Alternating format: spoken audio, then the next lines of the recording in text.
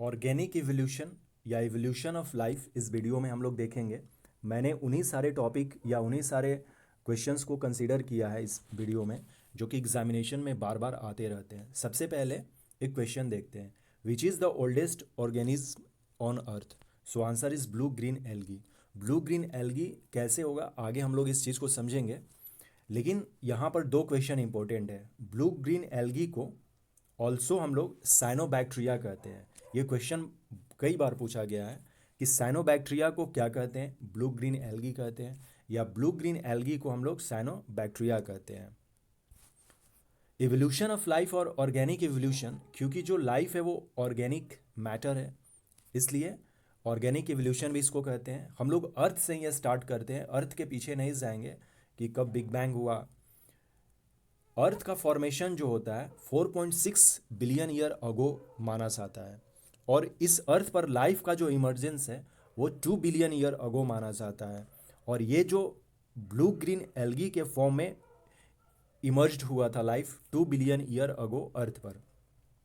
और ये कहाँ हुआ था, वाटर में हुआ था। वाटर में जो ब्लू ग्रीन एल्गी थे, इन्होंने फोटोसिंथेसिस करके अपना जीवन बढ़ाया। अभी हम लोगों ने देखा कि ब्लू ग्रीन एल्गी को साइनोबैक्टीरिया भी कहते हैं। सो लाइफ कहाँ स्टार्ट होती है, तो लाइफ वाटर में स्टार्ट होती है। कुछ थ्योरी ऑफ इवोल्यूशन के बारे में देखते हैं, इसमें कुछ लोगों के बारे में देखेंगे, जिसमें सबसे फर्स्ट है कार्लोस लिनस। 1707 से लेकर 1778 तक इनका टाइम पीरियड रहता है। इन्होंने एक आइडिया दिया था, नो स्पेसीज इज न्यू। कोई भी जो स्पीसीज है वो नया नहीं है। इसके बाद आते हैं जिन बैप्टिस्ट लमार्क। 1744 से 1829 तक का इनका टाइम पीरियड है। इनके बुक का नाम है फिलोसफिक जूलॉजिक, और इन्होंने जो थ्योरी दिया है इनहेरिटेंस ऑफ अक्वायर्ड करेक्टर्स। और इनके इस थ्योरी का क्रिटिसाइज बहुत सारे लोगों ने किया था, जिसमें एक अगस्ट विस्मैन भी थे जिन्होंने काफ़ी क्रिटिसाइज किया था। इनहेरेंट ऑफ अक्वायर्ड करेक्टर में ये कहते हैं कि जैसे इन्होंने जिराफ का एग्जाम्पल लिया, और इन्होंने बताया कि जिराफ का गर्दन इसलिए बड़ा हुआ है क्योंकि इसका ये यूज़ ज़्यादा करता है। और इन्होंने कहा कि जिस अंग का या जिस पार्ट का मनुष्य या जो भी जीव यूज़ नहीं करता है वो कुछ समय बाद ख़त्म हो जाता है अपने आप, और जिसका ज़्यादा यूज करता है वो ज़्यादा बढ़ता है।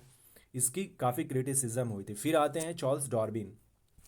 1809 से 1882 तक इनका टाइम पीरियड रहता है। इनके बुक का नाम है द ओरिजिन ऑफ स्पेसीज, और इन्होंने जो थ्योरी दिया है जिसे कहते हैं थ्योरी ऑफ नेचुरल सिलेक्शन, या इसी को डार्विनिज्म कहते हैं। इन्होंने कहा था कि स्ट्रगल इलिमिनेट्स अनफिट इंडिविजुअल। ये कहते हैं कि जो भी स्पेसीज है उनमें स्ट्रगल होता है अपने अस्तित्व को बचाए रखने के लिए, और उसमें जो स्ट्रांग नहीं है, जो स्ट्रगल नहीं कर सकता है, वो अनफिट मान लिया जाता है इन्वायरमेंट के लिए, और वो इस पृथ्वी से ही मतलब उसका खत्म हो जाता है, वो इलिमिनेट हो जाता है। जैसे बहुत सारे जो एक्सटिंक्ट हुए एनिमल्स या जो भी जीव हैं इसी थ्योरी पर बेस्ड हैं। और इसी को आगे बढ़ाते हुए, चार्ल्स डार्विन के ही थ्योरी को आगे बढ़ाते हुए मॉडर्न सिंथेटिक थ्योरी है, जिसमें ये कहा गया है कि जो स्पेसीज का ओरिजिन है, स्पेसीज की जो ओरिजिन है वो दो चीज़ों पर डिपेंड है।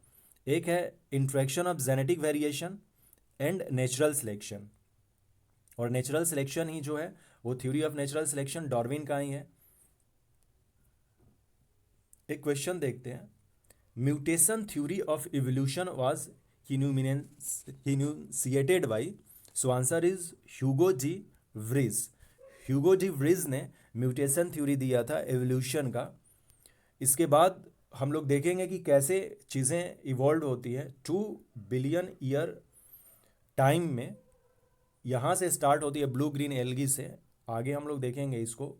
कुछ जो और इम्पोर्टेंट थ्योरीज है, अभी जस्ट हमने देखा कि थ्योरी ऑफ म्यूटेशन डी व्रिज ने दिया था, जो क्वेश्चन भी था, जिनका पूरा नाम ह्यूगो डी व्रिज है। म्यूटेशन थ्योरी दिया था। थ्योरी ऑफ इवोल्यूशन डार्विन ने दिया।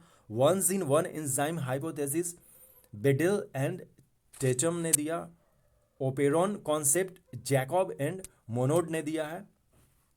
The main factor of evolution is natural selection. Natural selection of जो डार्विन है वही जो है मेन फैक्टर है इवोल्यूशन का। लाइफ स्टार्ट कैसे होता है, जस्ट हम लोगों ने देखा कि वाटर में लाइफ स्टार्ट होता है, और वाटर में जो ब्लू ग्रीन एल्गी हैं वो फोटोसिंथेसिस करके अपना जीवन स्टार्ट करते हैं। सबसे पहले फिश आती हैं, यदि हम बड़े जीवों को देखें तो फिश के बाद एम्फीबियन आते हैं। एम्फीबियन वो होते हैं जो जल में भी रह सकते हैं और ज़मीन पर भी रह सकते हैं। जो इसी में से जो फिश थी वो कुछ बाहर आई, जैसे कि एम्फीबियन का एक एग्जाम्पल है सेलेमेंटर। ये 360 मिलियन ईयर अगो इसका जन्म माना जाता है। फिर एम्फीबियन के बाद रेपेटाइल्स हैं, जैसे कि पाइथन, 300 मिलियन ईयर अगो इसका लाइफ माना जाता है। फिर रेपेटाइल्स के बाद बर्ड्स आते हैं, जिसको एप्स भी कहते हैं। और रेपेटाइल्स और मेमल्स के बीच में ये बर्ड्स आए हुए थे। और मेमल्स जो है 145 मिलियन ईयर अगो के आसपास आए थे। तो बर्ड्स जो है वो डायनासोरस के समय में थे। अभी जस्ट इसको देखेंगे कि और इसमें क्या है। एक क्वेश्चन देखते हैं। आर्कियोप्टेरिक्स काफ़ी इंपॉर्टेंट है। ये एक बर्ड है जो कि जुरासिक टाइम में था। एंशियंट बर्ड है, या मतलब कि ऐसा कहें कि ये फर्स्ट बर्ड था जो जुरासिक एज में था। इसमें दोनों करेक्टरिस्टिक्स मिलती हैं, कुछ रेपेटाइल्स की भी थी और कुछ बर्ड की भी थी। तो ये क्या करता है, आर्कियोपेटेरिक्स जो है रेपेटाइल और एप्स को क्या करता है, कनेक्ट करता है। एप्स का मतलब बर्ड्स है यहाँ पर, बर्ड्स जो हैं, और रेपिटिला का मतलब जो है रेपेटाइल्स, जैसे कि पाइथन, स्नेक, ये सब है। इसको क्या होता है, आर्कियोपेटेरिक्स को इसको पंख मिल जाता है, जो कि ये बर्ड्स की तरह बिहेव करता है। कनेक्टिंग लिंक माना जाता है इस आर्कियोपेटेरिक्स को रेपेटाइल्स और एप्स के। हमने ये भी देखा अभी कि सबसे पहले फिश, फिर एम्फीबियन, रेपेटाइल्स, एप्स एंड जो मेमल्स हैं। मेमल्स में जैसे एग्जाम्पल क्या होता है मेमल्स का, कंगारू जो है मेमल्स का एग्जाम्पल है। तो बर्ड्स जो है वो 300 मिलियन और 145 मिलियन ईयर के बीच में ही कहीं होगा। ये हमें अब पता चल गया ये सारा कॉन्सेप्ट देखने के बाद। क्वेश्चन एक और देखते हैं। In the context of organic evolution, यानी कि evolution of life, the loss of limbs in snake is explained the phenomena of, ये किसने किया था, use and disuse of organs, जो कि लेमार्क यही कॉन्सेप्ट देते हैं कि जिस अंग का कोई जीव यूज करता है तो वो बढ़ जाता है, और उसको यदि डिसयूज करता है तो वो खत्म हो जाता है। तो यही क्वेश्चंस है लमार्क्स पर। तो लमार्क्स का कॉन्सेप्ट क्या था हम लोगों ने अभी देख लिया। The main factor of evolution just हमने देखा, नेचुरल सिलेक्शन ही है। डायनासोरस कब थे, किस टाइम पीरियड में थे, सो मेसोजोइक पीरियड में थे, और ये रेपेटाइल्स थे।